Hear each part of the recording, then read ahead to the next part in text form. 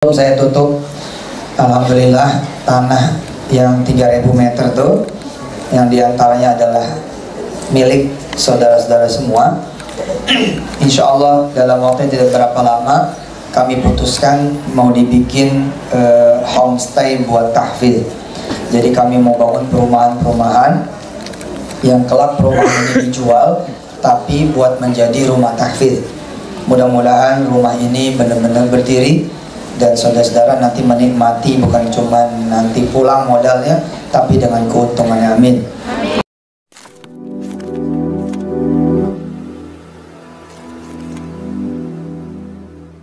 Assalamualaikum warahmatullahi wabarakatuh. Welcome back to my channel ZKibdi. Ya teman-teman, kita melanjutkan cerita tentang tabung tanah ini. Dari video kemarin kan saya udah menjelaskan bahwasanya di sana ada peran Bu Nuris. Nah, di sini kebetulan ada video yang terkait dengan itu ya. Cuma ini di tahun yang lebih muda lagi, di tahun 2017, dimana ya kejadian ini sebenarnya sudah mendekati masa-masa kritis Yusuf Mansur di dalam tanda kutip itu ditagih gitu ya. Terus kemudian juga bukan dipermasalahkan, sebenarnya memang bermasalah gitu ya.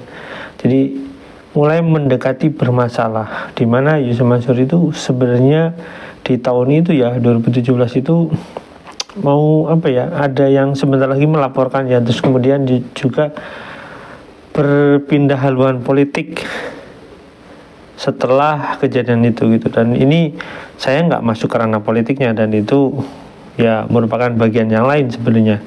Nah teman-teman, kita lihat dulu video yang berkaitan dengan Bunda Nuris ini ya teman-teman, dan nanti ada kaitannya lagi di video selanjutnya agar ya kasus ini nggak dilupakan gitu ya. Kita bisa melihat ini terstruktur dengan rapi menurut saya, karena bagian-bagian pemisah antara kasus per kasus ini sebenarnya mudah gitu ya. Nah, tapi kita lihat dulu videonya teman-teman, yuk check it out. Acara yang ketiga, sambutan kepada Bunda Nuris, kami persilakan. Bunda Nuris, kami persilakan. Assalamualaikum warahmatullahi wabarakatuh.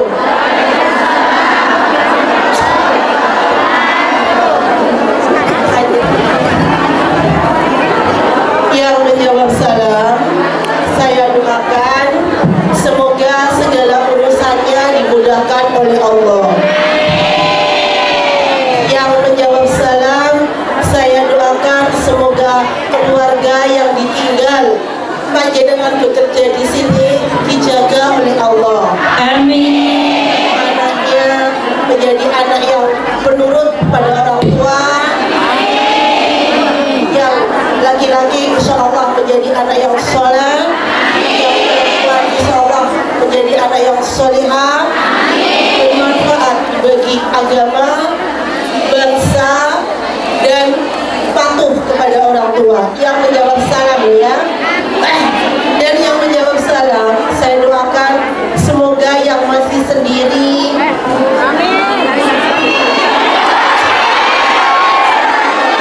anak-anak ini beling gitu, kalau yang masih sendiri nggak tahu terusannya, terus amin bisi ya. Tapi insya Allah Bunda akan mendoakan panjenengan semua itu yang terbaik ya.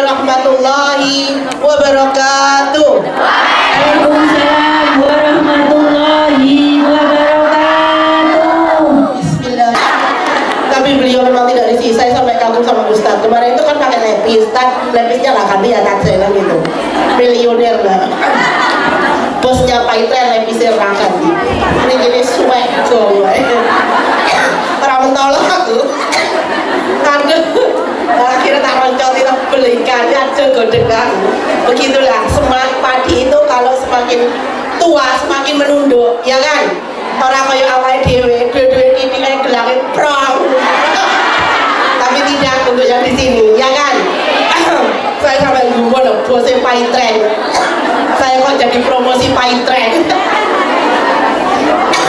saya kok semulanya tidak tertarik kok tiba-tiba sama Ustaz masuk ya Ustaz aku tak masuk Paitren aku ada coba ngomong tanya kami Paitren kami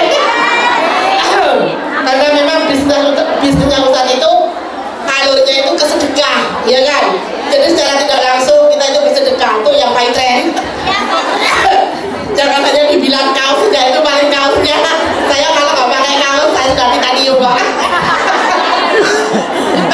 ya cuma memang lagi boomingnya kan Paitren di Indonesia ya kan terus kita di sini jadi TKW kepingin kita kan pulang selamanya dengan membawa hasil yang halal berkah barokah ya kan dan tidak kembali ke sini jadi yang kembali ke sini itu memang kodrat walaupun sekarang kadang saya cuma tertawa ya memang di Indonesia pun kita mau kerja di kantor ijazahnya awak dhewe kok SD SMP ra diterima ada nyebut gawe matur kok geger panas koyone ora enek ya kan ada yang Jakarta koyone bojo kok gak telaten buat semua yang hadir saya bukan serasa emang punya banyak saudara amin tapi saya masih belum ketemu nih mungkin karena teman-teman merasa masih jauh dengan saya merasa malu saya pengen teman-teman kalau ke tanah air sempetin mampir ke pesantren sempetin mampir ke rumah saya ketemu Wirda, ketemu Aisyah yang penting ya nggak apa ya yang penting itu nggak bawa orang sekampung bawa pun nggak apa-apa mainlah ke rumah nggak apa terbuka kok terbuka silakan hah? Lah alamat mah tinggal teriak aja nyampe oh serius saya punya pengalaman ada orang Singapura India dia nggak megang alamat saya tapi begitu turun di bandara di imigrasi dia ngomong saya pengen I wanna go to Ustaz Yusuf Mansur wow langsung dicap itu paspornya jeder terus dia bilang kamu keluar aja nanti di luar banyak yang nguncukin nah begitu di luar dia teriak iya bener teriak kira-kira bahasa Indonesia begini ada yang tahu rumah Ustaz Yusuf Mansur gitu ada supir taksi nganterin nah iya emang subhanallah ayo siapa yang punya utang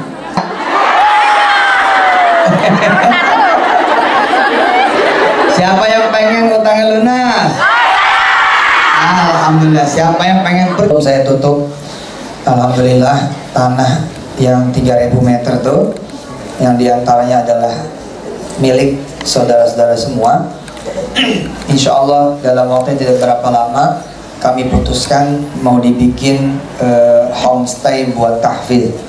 Jadi kami mau bangun perumahan-perumahan yang kelak perumahan ini dijual tapi buat menjadi rumah tahfidz. Mudah-mudahan rumah ini benar-benar berdiri dan saudara-saudara nanti menikmati bukan cuma nanti pulang modalnya tapi dengan keuntungannya amin.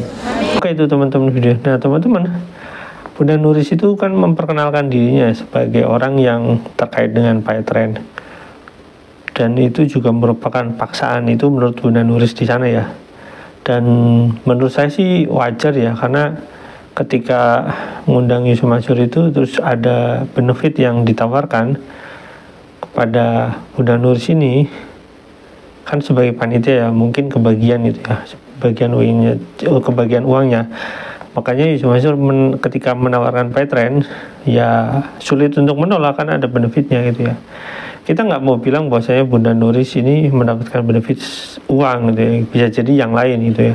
Cuma yang bisa saya mengerti bahwasanya Bunda Nuris ini menurut saya juga terjebak dalam situasi itu ya. Dia pasti bukanlah orang yang menjadi otak di belakang kesalahan-kesalahan itu. Pasti Bunda Nuris ini cuma menyalurkan aja gitu, dan saya rasa dia cuma bagian terkecil dari kesalahan-kesalahan yang harus dia terima gitu ya teman-teman. Nah, dalam video itu YM minta TKI itu kan mampir ke rumah ya. Tapi faktanya ketika ada TKI yang mau mampir ke rumah Yusuf Mansur ya, ketika menanyakan tentang tabung tanah, ya Yusuf Mansur itu nggak membukakan pintu gitu ya. Secara tidak langsung Yusuf Mansur itu menolak untuk menerima tamu tersebut. Jadi Yusuf Mansur tahu suatu saat pasti akan ditagih. Dia tahu gitu ya teman-teman. Jadi ya kalau dia merayu ibu-ibu pada saat itu ya, karena bayangin aja kalau pada saat itu yang datang 1.000 orang ya, 1.000 orang, kalau misalkan 2 juta misalkan, itu 2M teman-teman.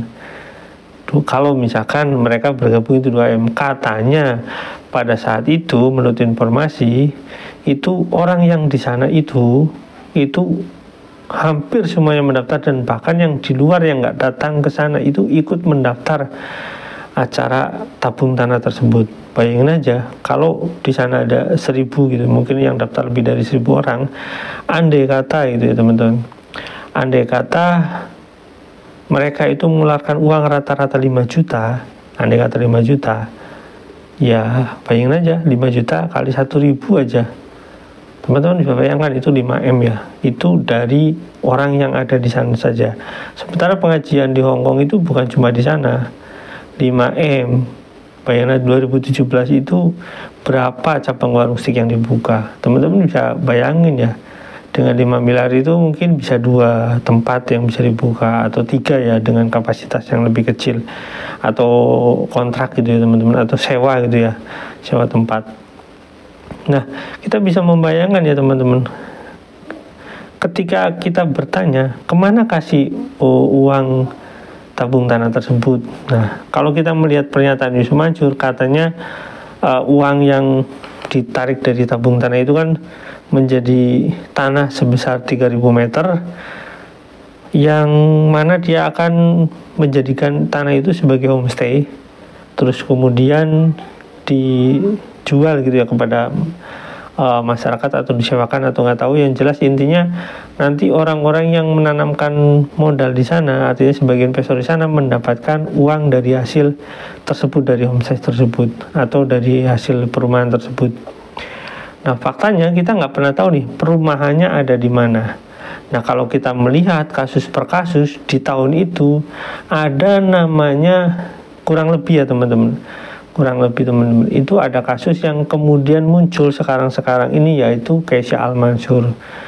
Nah, yang tanahnya juga nggak jelas, yang di sana juga ada keterlibatan Yusuf Mansur. Dan ini nggak bisa dibantah karena ada videonya teman-teman. Ada keterlibatan Yusuf Mansur dalam pembackupan kasus tersebut. Nah, saya nggak bisa bilang bahwasanya Yusuf Mansur ini seluruhnya adalah milik Yusuf Mansur, nggak, karena Haji Amanah yang di sana juga ternyata dia ikut menawarkan, dan kita juga tahu kalau kasus Kesha Al-Mansur ini mungkin bisa jadi kasus yang berkaitan dengan ini, bisa jadi. Tapi yang pasti 2017 Yusuf Mansur juga membuka cabang warung stik sudah berapa gitu ya, udah banyak teman-teman. Dan apakah itu berkaitan dengan warung stik? Ya kita nggak pernah tahu. Tapi yang jelas aneh ya, Yusuf Mansur itu bisa buka cabang begitu banyak dari mana kalau nggak dari franchise ya teman-teman. Kan agak aneh, karena untuk membuka satu cabang itu sekelas Alfamart aja harus franchise gitu ya teman, sekelas Indomart aja harus franchise. Ini nggak perlu franchise, terus modalnya dari mana gitu ya? Apakah berkaitan dengan modal-modal tabung tanah ini? Ya saya nggak tahu, teman-teman bisa bongkar aja, dan nanti bisa juga dibongkar sih sebenarnya. Yang pasti gitu ya teman-teman, intinya di tahun 2017 ini sudah masuki sudah ada sebenarnya orang-orang yang mengkritisi itu, dan kemudian menjadi cukup krusial sehingga kasus ini ya sampai sekarang menimbulkan masalah ya teman-teman. Nah, Inti dari permasalahan tabung tanah tersebut menjadikan pelajaran buat ya teman-teman tenaga kerja Indonesia di luar negeri ya teman-teman. Sebaiknya saya kasih saran berhati-hati untuk berinvestasi ya, baik itu kepada orang yang dalam tanda kutip tersohor atau terkenal atau public figure maupun orang-orang yang tidak dikenal. Berinvestasilah secara cerdas ya teman-teman. Kalau teman-teman mau berinvestasi, ya lebih baik dikumpulkan modalnya untuk nanti buka usaha saat teman-teman pulang ke Indonesia.